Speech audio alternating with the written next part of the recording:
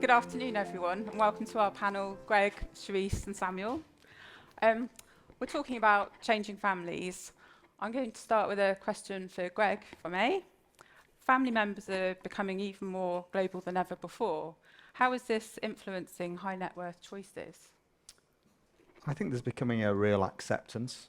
If I look back over my career, things were very local, maybe one jurisdictional. You may have family members who may have had a trust in Guernsey or in Jersey or somewhere else, and sometimes things went further afield with a property in Spain or little things like that. But now you're seeing a real global footprint emerging with all the clients and families that we interact with and deal with.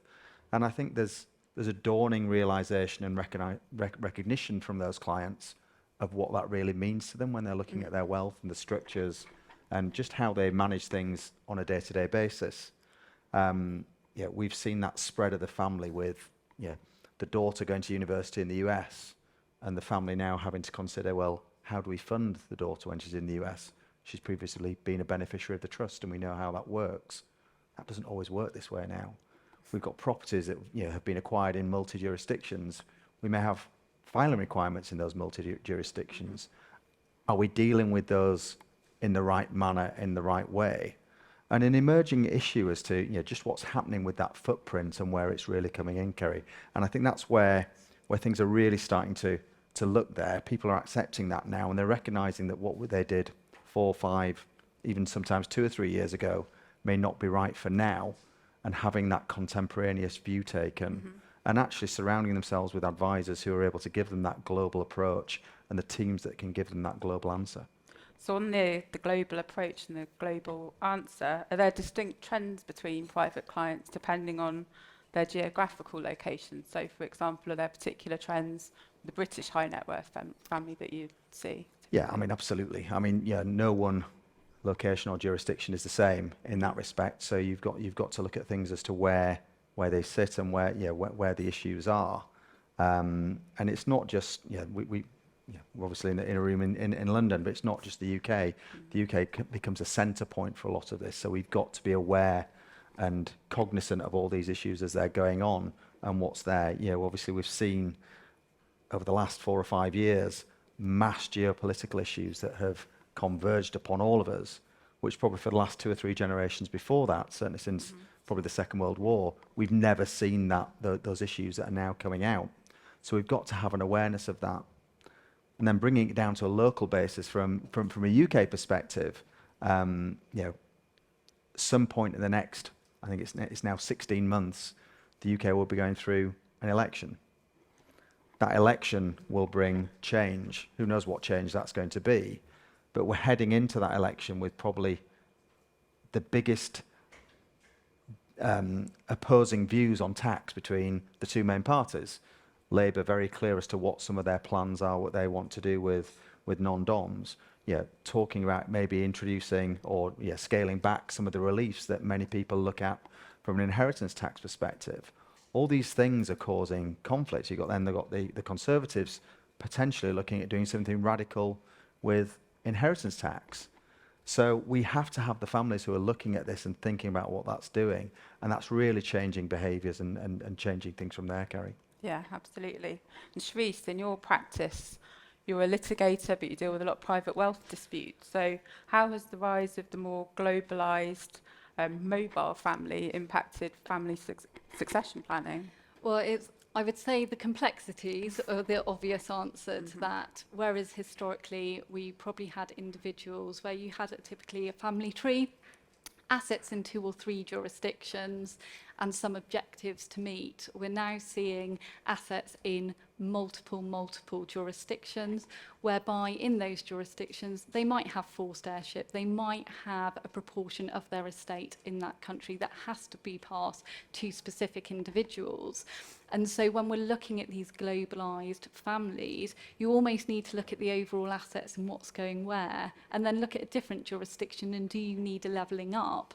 Because there is a huge increase in private wealth disputes, estate disputes. And I appreciate I'm saying this as a disputes lawyer, but there's nothing worse than seeing assets eroded or dissipated pre-death, when at the succession planning stage, something could have been done to perhaps protect that asset, put it out of reach, or pass it down the family line before you're hitting the death. And whilst historically there's always been a huge pressure to look at tax, a lot of advisors are looking at tax and disputes now and where they're coming from. And I think with this increased mobility of families, you're now almost seeing what I'm sure we'd all call is advisory boards, where you will have multiple professionals working together from different companies in different jurisdictions, looking at the local assets for that succession planning, looking at the overarching trust structures, your tax advisors, your dispute advisors. So you can almost have a worldwide strategy for that succession plan that can deal with unexpected events, but all the same time ensuring that the assets are going to end up in the intended beneficiaries' hands. All comes down to the planning and getting the right team in place, the right advisors. Absolutely. Samuel, have these trends influenced the choice of jurisdiction in which to domicile wealth? So, i.e., in which global financial centres to use? Leading question at all. Very, very much so, I'd say. I think just to pick up on that trend, we, Schroders Family Office Service, are working for over 200 families.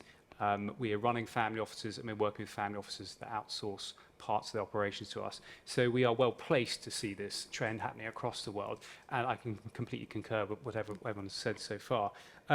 I think the most important thing for us when we're thinking about jurisdictions and I suppose structures alongside those is to take a very personalised approach to those families. For us, it's about thinking about what actually works for them rather than what is black and white, the best solution.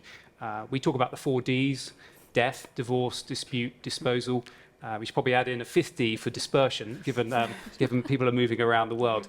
And we test drive those structures and we test drive those jurisdictions alongside a panel of advisors to make sure the outcome is what you want. And if it's not, you've got to change it. You've got to think forward and think what's going to happen in the future. While we're on it, I'll just say that Guernsey specifically has some really unique and very admirable structures which we don't have access to on mainland, onshore in the UK.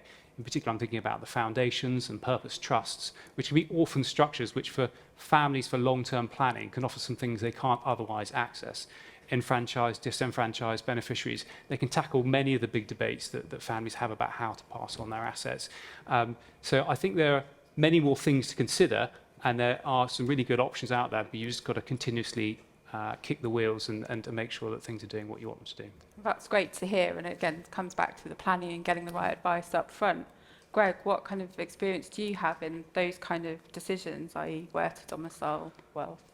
I mean, it's interesting. I'm not a lawyer, you're a lawyer, so please keep me on the straight and narrow here. But we often find a lot of the families that we're dealing with, and when they're looking at the structures, they're moving from one concept, obviously, sometimes common law into a civil law and vice versa. And I think that, that real understanding of how that comes in is something that's there. We do see places like Guernsey and other locations where actually having a system that does allow families to understand both or tread carefully through both routes is a way forward. My day job is that of a tax partner, and tax obviously comes into choice of jurisdictions as well.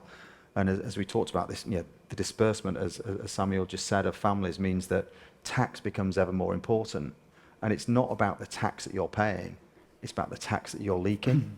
And therefore, if you can put something into a jurisdiction or into a structure where the tax is passive, and then tax is actually paid as it's enjoyed or benefited in the location where it is, that's where many families are now looking at jurisdictions that allow them that flexibility to be able to do that. Okay, thank you. Charisse, what kind of region-specific philosophies need to be considered? We've already heard from Greg on some trends amongst UK families, but what about Middle Eastern families and how a family in the UK would compare to one in, say, Dubai? Yeah. Well, certainly in the Middle East, historically, they haven't been massively open to succession planning, typically because the family will submit to Sharia, and they will all abide, or hope that everyone will abide by the Sharia principles that has a specific mechanism for the distribution of assets on death. we're seeing a massive shift in change from that approach in the Middle East. I think a lot of it is due to the huge investment, particularly in Dubai. Saudi is a very hot topic at the moment. And because of that international interest and investment in the region, there is a massive change to this approach of we don't need to really succession plan because Sharia will deal with it. Actually, we need to now start thinking about that. The family are getting involved in businesses. There is a sort of gender shift in terms of who's involved in the businesses, and Sharia does typically favour the male heirs over the female heirs. And so as a consequence of those shifts and that international investment, we have seen a massive opening in terms of succession planning within the Middle Eastern families, which historically years back you would not have seen. From a disputes perspective in particular, I'm seeing a lot more claims in the UK courts coming, whereby there might be properties, assets in the UK, and disappointed beneficiaries from the Middle East are now making claims against assets in the UK, because historically the matriarch of the family will presume Sharia law will apply, and they're using it as a backdoor to try and reclaim some greater assets. Our intestacy rules here in the UK favour the spouse considerably more than other family members, which is not necessarily in line with Sharia. And typically, Middle Eastern families haven't prepared wills to cover off the assets that are not covered by Sharia that might fall within the asset class here. So there is a massive shift, I think, in the Middle East in terms of succession planning, and an appreciation of Sharia law, but an acknowledgement that that might not be the be-all and end-all in terms of where you want your assets to go. So it's nothing like a good dispute to focus people's minds as to where you want assets to end up in the right hands, hopefully. Thank you. Turning to the next generation and younger generations, a question for all of you, and we'll go in the order of Samuel, Charisse and Greg, if that's okay. Younger family members, given the increasing focus on sustainable investments and a potential shift away from purely financial returns, are they more inclined to embrace alternative investments? And how does this impact their approach to their advisors? Because they might look for new advisors that are different from the older generations, the first generations. Well, I think the first thing I do is probably challenge you on your question, actually. So I'm not sure if sustainable investing is alternative anymore. In fact, I'd say it's going more and more mainstream. Like it or not, we're moving to a low-carbon economy. If you're not embracing that, you run greater risks with a family's portfolio. So I think certainly for the families I work for, the default is to have an element of sustainability embedded throughout the financial side of them, be that the operating business or the investment portfolios. And it's just a question of degree as to how much or how little is in there. I'm yet to meet an investment manager that can't accommodate green portfolios, but there may be some out there. So I'd like to think there's not too much change. It's a question of whether they're getting what they want from their investment manager. Thank you. Charisse? No, I think from my perspective, in terms of what we're seeing in terms of the younger generation, I'm certainly receiving inquiries from beneficiaries that are not happy about the investment portfolios within the trust. They want the trust monies invested in portfolios they consider appropriate entities or responsible investment.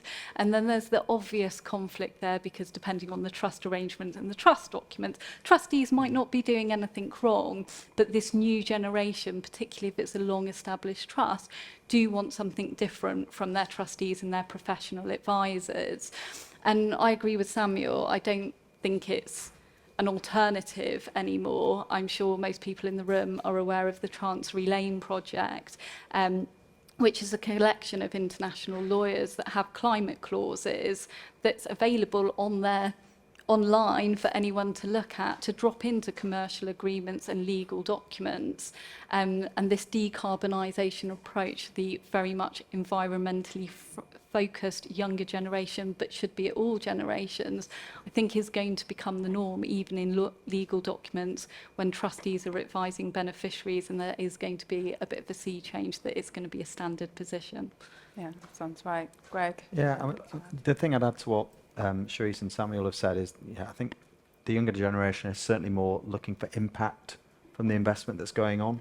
It's not just about what it's doing or ticking a box. It's that real impact piece as to what's there. And we are starting to see trends emerge and themes coming through from some of this. And just yesterday I was with one of the families where I sit on the advisory board, and we were choosing new investment managers. There was a liquidity event last year, and they now want to deploy that capital.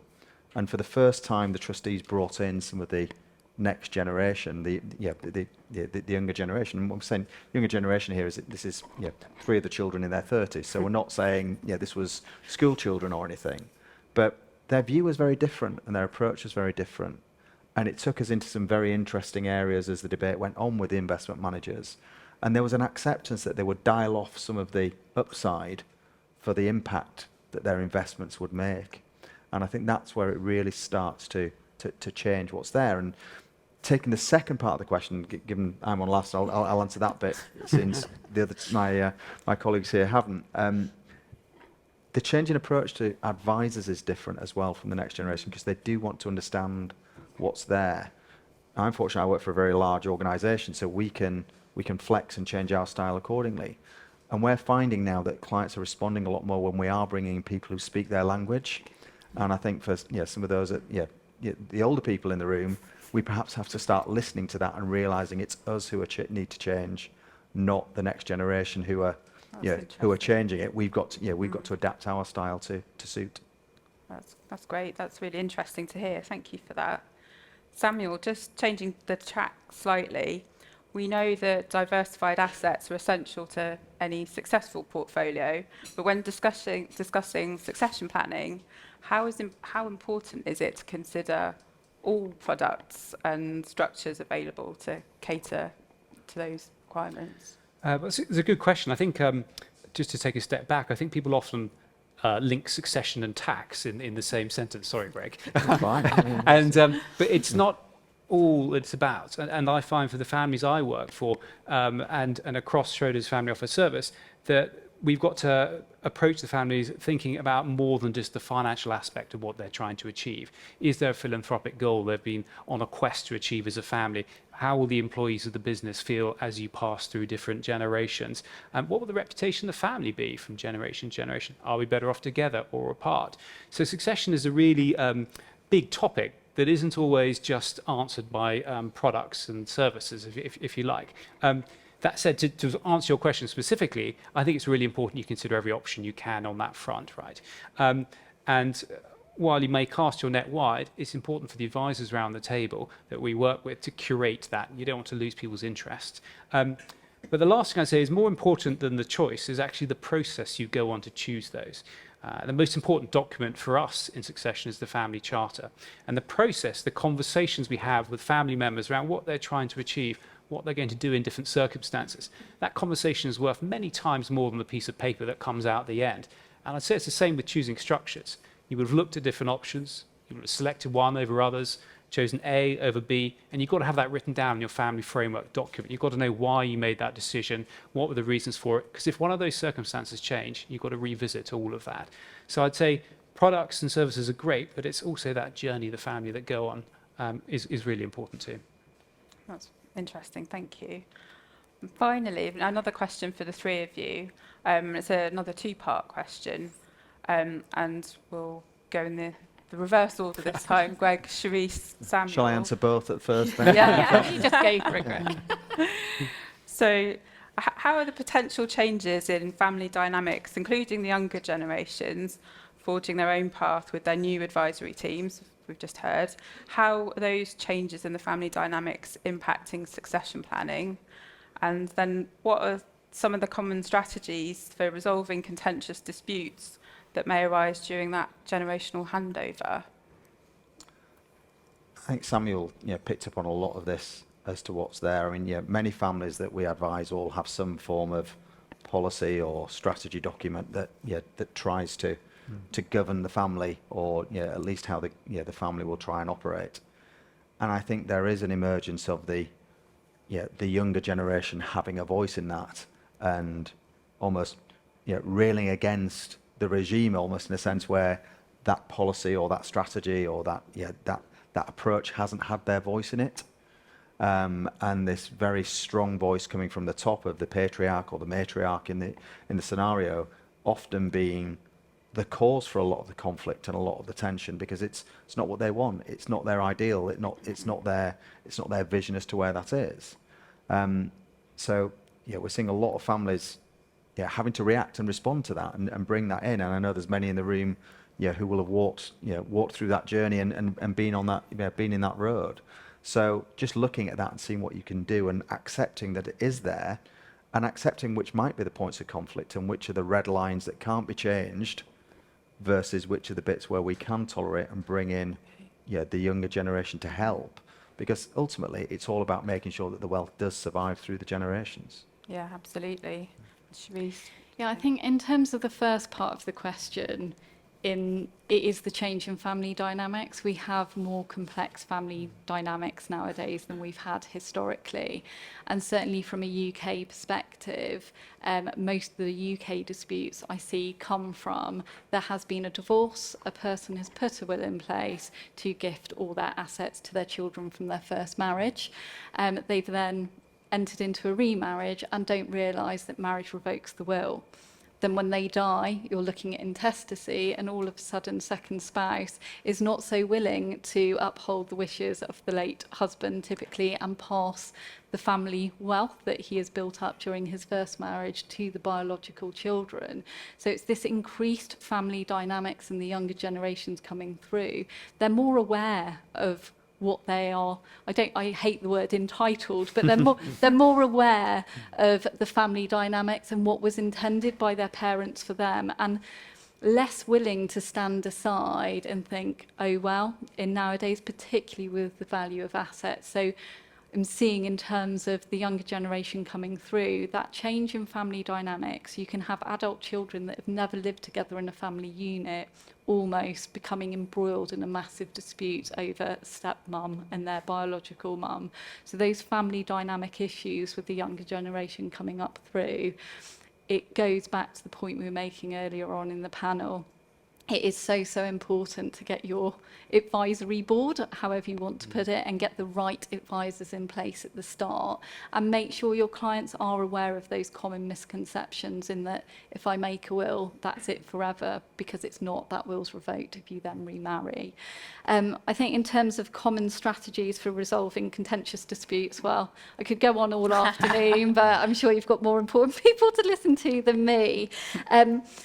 What I would say, and we touched upon it earlier on the panel, is that preemptive advice. I'm a disputes lawyer, but I spend a lot of my days with non-contentious colleagues and other non-contentious advisors, highlighting the big red flags of main disputes where they can come from, so that the family advisors can pinpoint and put in a succession planning strategy that looks to try and minimise a potential dispute if it comes up at a later date. So whilst I am a disputes lawyer, I spend a lot of time in court and doing all of those lovely litigation things that most people hate. It's really important to get that advisory team and look at disputes as well as tax, the local laws, the jurisdiction, and really understanding the family dynamics. Whereas previously you might have a family tree, nowadays you want to have a look and go, who are the drivers? Who are the ones working hard in the business? Who are the children we really want to look after? And it's not going to be nice who are the ones we're not particularly fussed about because they've had enough and they haven't helped themselves. The one thing I would say for resolving disputes is mediation. I love mediation. I'm a massive fan of it. And it allows families and individuals to come to an end settlement, which is outside the confines of what the court can and can't order. So in terms of resolving contentious disputes, get preemptive advice and look at mediation and try and settle it behind closed doors. Very sensible. Samuel, you get the final word. So I think we've talked a lot about family dialogue, building charters, having those conversations early. So the idea is that the sort of known knowns are well and truly known, and you're just dealing with the unknown unknowns at that point. I think for us, what's the technique we find most effective for sort of preempting what might happen? We run what we call a death rehearsal for each family, whereby we do this obviously behind doors and also with the family with their full knowledge. There's no poisoning. But the idea behind it is to go through, test drive the will, test drive the balance sheet, where are things going to go, are they where they expect, and see who raises their hand, say this isn't what I wanted, and then we can all go up together with a team of advisors and try and redraw the landscape to get to a position that's going to be less contentious on the way out, and thoroughly support the concept of mediation as well when it goes wrong, because it's a much nicer way to deal with things. Great, thank you. That brings us to the end of our first panel. So if you could thank our panellists in the usual way.